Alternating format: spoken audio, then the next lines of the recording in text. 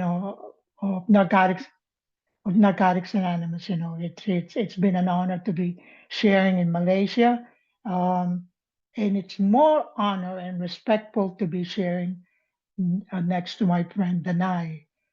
So yeah, yeah. I went to Malaysia, but I just went there as a tourist. I went to Batu Cave. I never went to a meeting. I think hopefully this is a stepping stone that I'll be able to go to Malaysia and see Narcotics Anonymous there in full action. And but this is a good starting point, so to speak. My topic is value consistency. How do I value consistency? Just a little bit about myself. I never value anything. I never been consistent. You know, uh, yeah, I just don't know all those things. I also wanna just say to everyone, first I want to welcome a newcomer. If you're counting days, welcome. Strap in and you're up for the ride of your life. Listen to learn and learn to listen. Take the cotton out of my ears and put it in my mouth. Get a sponsor, get a home group. You know what I mean?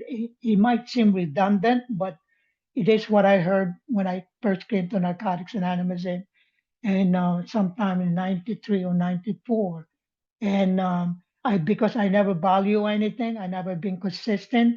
I remember relapse is part of my story. So I kept coming in and out. I never valued that there's this big, really wonderful meeting in New York City called St. Mark's. And I remember that. I remember all people coming in and out, what I mean, all kinds of people, all colors, all creed, and they just, it place is a little bit dilapidated, but the atmosphere of recovery is so strong and powerful, and I never valued that one, you know what I mean? And when I returned to Narcotics Anonymous in August 24, 2002, I first walked into St. Mark's. Oh, they closed. I remember that they closed. Because I never value anything. I never really been consistent. So Narcotics Anonymous, kind of like I remember when then I was sharing about practices. You know, so I learned about value consistency, about practices, and whatever comes out of my mouth, it's really what I learned, what I heard from the predecessor. You know what I mean? I really don't understand all of this. You know what I mean? What is spiritual tradition? Whatever you lay it out on the table. I'm the kind of person that just never ever to get a grasp on recovery, till I finally surrender. I say, I can't take this no more. Yeah, I'm surrendering. I'm giving my will in my life to Narcotics Anonymous and not even to the God of my understanding in the beginning, because I was living on an ashram. You know what I mean? I was praying every single day. I was wearing robes. I was doing all and I wasn't even consistent. You know what I mean? I remember that I wasn't never consistent.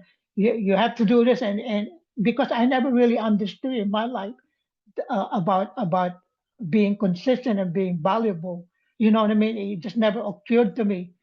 And here's the magic, and years where the miracle happened. When I surrendered in August 24, 2002, that's when I start becoming consistent. That's when I start having values. And I remember the one that they teach me on an ashram before that I never was able to be consistent and very valuable. When I surrendered to Narcotics Anonymous, I was able to become consistent and consistent in my recovery. uh, and I remember that, just being consistent, yeah, I- I just want to say that even though I've been sharing for quite a while, since I've been clean for 22 years and 200 plus days, I still ask people, what do you think about this? What do you think? Because I never was open minded. That's why I have all the story of not really being consistent, not even, not valuing anything. You know what I mean? I'll still ask. Hey, I'm sure they don't mind. Hey, Tony, hey, Arnie, what do you think about this? Danai, Andy, what do you think about this? You know, because whatever I had, whatever I had in recovery right now, it is only because of the strength, because of the power of the members of Narcotics Anonymous. Oh, you share real good. No, no, whatever I'm sharing is just what I heard in Narcotics Anonymous. Whatever, you know what I mean? What? Hey, you like I remember when I was in Saint Mark, they said, "You want some pizza?" I didn't know that those little things will have an impact in my life, because after that one, and I would see a newcomer. Hey, you want some pizza? Let's get you a slice of pizza, because of what I just learned. You know what I mean? And but mind you, not everything that I heard. Sometimes he has a different effect on it. Case in point, what I'm just saying. You know, I because of my using, I got Hep C, hepatitis C. And I remember I would hear in the room about this drug that they were taking, that they don't like it, and it's really giving them a bad effect. And I remember, so when I went to my doctor, I said, you have to take care of that liver problem you had. And I remember not even going in there because what I heard in the room. And then one time I went back to my primary doctor and he said, you have to see your liver doctor. You know that, right? So then I remember about that surrender. I remember about taking the cotton out of my ears and putting it in my mouth. You know what? Now you're still being rebellious right now. You know what I mean? I said, oh, I really want to stay in the room. I really want to change my behavior and my attitude. I really want to. So I remember, okay, I'm allowed to go back to my liver doctor. I went to my liver doctor, and the guy said to me, didn't I told you that you should go to a treatment? I said, and because of whatever I heard in the room or something, didn't I told you that you should go into the 6 months program? I said, yes, yes, doc. And then I finally surrendered to him. No, you got to go do that. I remember that surrendering to what this doctor was telling me. I remember going to that process of, I forgot the name of that thing, where I would shoot up and I would take these pills, and it really made me like, I went to a lot of like changes on that. But Narcotics Anonymous member helped me. I remember, I don't want to do this no more. And I remember Narcotics Anonymous member told me, my sponsor would tell me, no, all you have to do is just take today. You don't have to worry about tomorrow. You just shoot up today, and you just take that pill today. And I remember going through that 6 months, and I remember my liver doctor said, "You're perfect. You've done it. You know what I mean? We can't detect it no more." So my point is two things. My point on that. Sometimes what I heard in NA, sometimes I have to go about what my inner decision is saying. You know what I mean? What is good for me. You know what I mean? So I'm just saying that to say that not everything that I heard you can apply it, or you could just bounce it to people. So that's another thing of valuing my own intuition, my own, okay, I will go for that. I will go for that because it has a different effect on me. It really did help me. It become undetectable. You know what I'm saying? Taking the suggestion or advice of a professional. You know what I mean? Trying to surrender to what they said. Surrender is not only for me, for this addict. It's not only in the rooms of Narcotics Anonymous. It also applies to myself, and it also applies to people around me. It's also in every area of my life. You know what I mean? And another thing about consistency is, like I told you, I learned about the consistency. I learned to pick up the phone when a sponsor or anyone call. I pick up the phone, and this is where the practice comes in. I pick up the phone. Hey, how you doing? For 22 years, I still been doing that. I still like pick up the phone and say, "Hey, what's up?" You know what I mean? Because of that practice, like the night was talking about that practice. You know what I mean? That moving a muscle, moving a muscle. You know what I mean? So that's what I also learned about consistency. Now, how does apply that, and I taught newcomers to do the same thing. Now, when I call my support network, or I call my sponsor. they will pick up the phone. I'm saying that to say it's because of the practice or because of the consistency that I learned, I was able to imbue to other people that this is important. You have to be consistent. Not you. I'm not saying you have to be what I would suggest about that consistency. You know what I mean? So it's really, really important for this addict to be consistent. You know what I mean? And another thing about consistency is that in my home group, you know what I mean? I opened the meeting in my home group. And I'm sure most of them know that if I go now to my home group, Nam's going to be there. He's going to open that room. You know what I mean? That's what's the value of that is because they can see, okay, Nam's going to open that room because he always done that. And now, if Nam's not going to open that room, now will tell someone. I will tell Pops, or I will tell Arnie, or I will tell Andrew, or I will tell Trapper, or I will tell somebody, listen, I won't be able to make it. That's another thing about consistency. It comes with, okay, I see it comes with responsibility. You know what I mean? All these things come hand in hand. And also the spiritual principle of consistency, of value, of responsibility. That's actually what the higher power is. You know, the higher power it's kind of like in there or something. You know what I mean? So that's another thing about the value of consistency. And another thing about I mentioned that I mentioned that, and also I would tell my the people that works for me, listen, you got to make a meeting.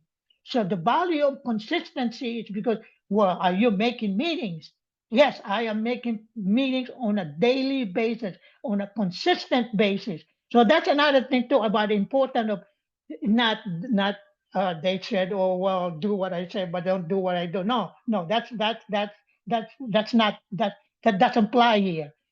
Do what I suggest, I do the same thing. You know what I mean? So that's another thing about the value of consistency. You know what I mean? Like I have a sponsor sometimes. Okay, they want to do step work.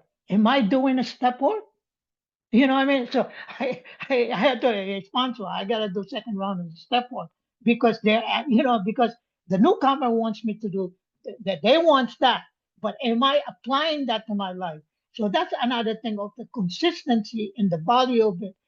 So and another thing is that how does it apply to me in my daily lives?